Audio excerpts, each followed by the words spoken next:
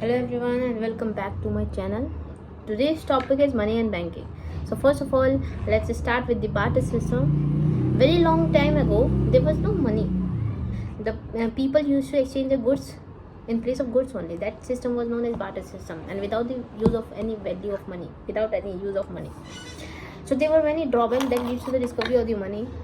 So first was the double coincidence of wants. Means at the point of time, the two individuals are in such a position that goods which they are willing to exchange for the satisfaction of their want was not there. Then the second one was the lack of the measurement of the value. Means we cannot measure. If I am selling you the 10 rupees commodity and you are selling the 100 rupees commodity, then there means no measurement was there. But today we can do like 10 rupees I am saying and 100 rupees, so means I am measuring. Then the third one is the difficulty of the future payment or the deferred payment. Means there was no credit facilities. Means if you want to pay for the in future, that was not there. Then last comes our difficulty of the storage of the value and the transfer of the value. Means it was very difficult to store that commodity. Commodity here refers to this, means goods. We cannot store that. The storage problem was there. We cannot hold it for very long time. Then these were the drawbacks. Then that leads to the discovery of the money. What is money? Money is anything which is commonly accepted as a medium of exchange. That is money. For example, rupees, dollar, yen, these all are commonly accepted commodities. For example, now rupees, I am telling you, the rupees means from 1 rupee, if you'll go to the market, you will give 100 rupees and you can buy the product. Okay, so that is money. Now what is money? Definition of money. Money is what money does, said by Professor Walker. Okay, there are many definitions here, and professors Robertson, Keynes, Seligman, Knapp, Marshall, Keynes gave different definitions of this. You can learn it. Next comes our functions of money. Functions of money is first one. There are two types of functions: primary function and the secondary function. Primary functions of the money is first one, that is medium of exchange, and the second one is the measurement of value. These are the primary functions, and the others are secondary functions. For example, transfer of value, deferred payment, then store of value.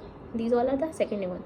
Then comes our types of money or the forms of money. Forms of money: first, fiat money, fiduciary money, full-bodied money, and last one is a credit money. 4 types. The first one is fiat money. Fiat money refers to those money which is issued by the order or authority of the government. Okay, it includes all the coins and notes which the people in country are generally bound to accept as a medium of exchange. Okay, all the notes and coins. Second comes our fiduciary money. Fiduciary money is that money which is accepted as a medium of exchange because there is a trust between the payer and the payee. For example, check, overdraft, etc. Then comes BOE. Third one is a full-bodied money. Full-bodied money means it refers to those money in terms of coins where commodity value is equal to the that money value. It means the commodity, that product, that material required to make that money, that commodity value should be equal to its value. Okay, for example, for example, rupees 5, its intrinsic value should be equal to the face value. Then it is known as the full bodied money. Okay, now next comes our credit money. Fourth one, credit money means where the money value is greater than the commodity value. For example, check is a piece of paper, but its value is higher. That's why it is known as credit money. So that's all for the forms of money. The next comes our Sir Thomas Gresham once said that a bad money drives good money out of circulation, because there is a tendency of peoples to save the good money and to circulate the bad money. So bad money drives the good money out of the circulations. Next comes our supply of money. The supply of money is a stock concept. Okay, it refers to the total stock of the money, means all types, held by the public of the country at the point of time. Okay, that is the supply of money. And then next comes our measurement of the supply of money. Measurement of money supply. What is money supply? Money supply is M1, M2, M3, M4, and I'll discuss it about it. First one is M1. M1 is a narrow money. Okay, it is a narrow money and it includes only 100% liquidative deposit. It is very highly deposit, and it comes M1 is equals to C plus DD plus OD. And C refers to here currency held by the public, means paper and coins. Then comes our DD, demand deposit of the public with the commercial bank, mainly saving account. Then OD includes all the other deposit, that is demand deposit with RBI. So these three combined, its combination of these three is known as M1. Okay, M1 is the main important point here. So next comes our M2. M2 is equals to the M1 plus saving account deposit in the post office. Means M1 means whatever three values are there. Okay, whatever three values are there, C, TD, OD, these three, and including saving account deposits in post office. Then comes our, and it is also narrow in nature. Then comes our M3. M3 is M1 plus TD. TD refers here to time deposit. Time deposit means all those fixed deposit, recurring deposit, these deposits also comes under it. But now M3 and M4 are broad money here. Okay. Then comes M4, and the most commonly used for money is M3 only. Okay, M3 is the most important one here. M4 basically for the exam point of view, then M1 is important, but naturally M3 is important. M4 is equals to M3 plus total deposit with post office, but excluding NSC. Okay, so this were our money supply. Now next topic is our, that is, yes, RBI, central bank. Central bank is the apex body that controls and regulates the banking system of the country.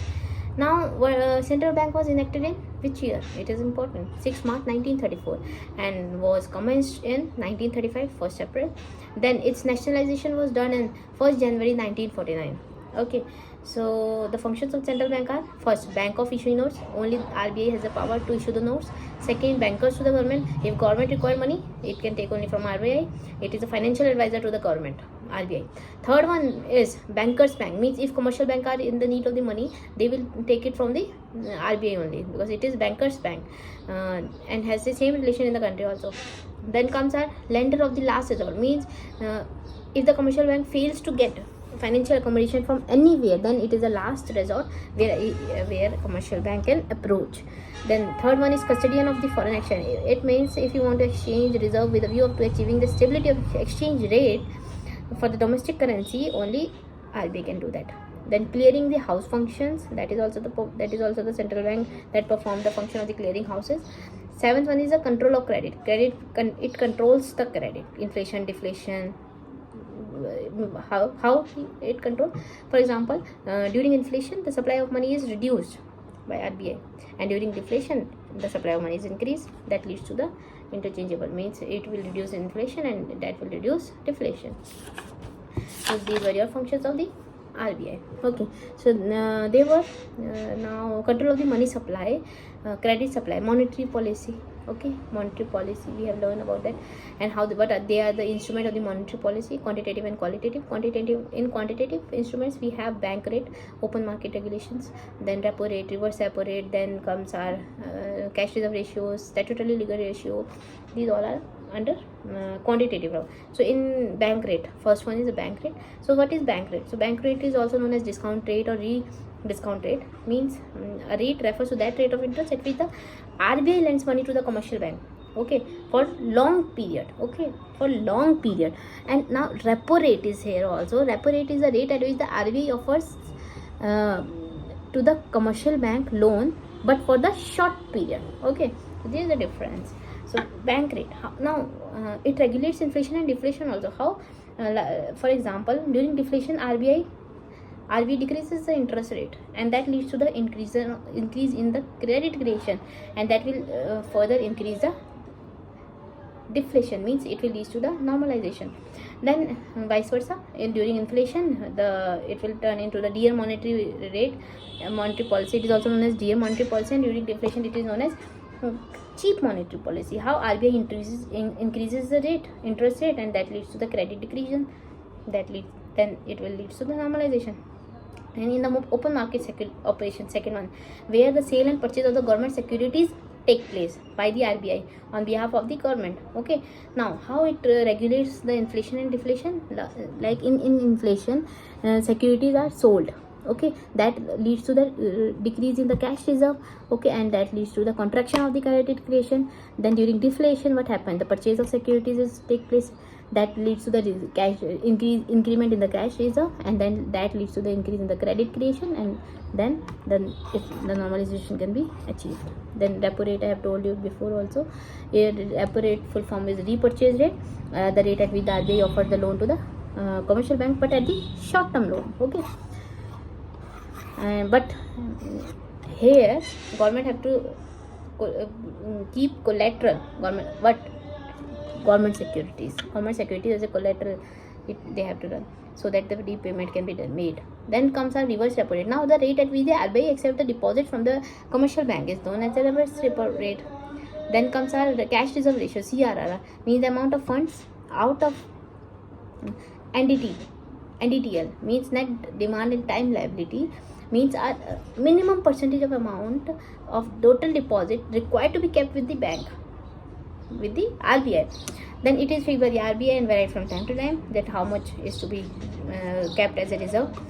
So it also regulates the inflation and deflation. How when the supply of money is to be increased, then CRR is lowered and credit is increased. It is during deflation.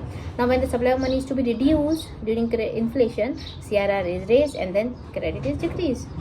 Then comes our SLR, statutory liquidity ratio. Same, it is required to maintain the fixed percentage of the liquid assets in form of liquid assets with bank.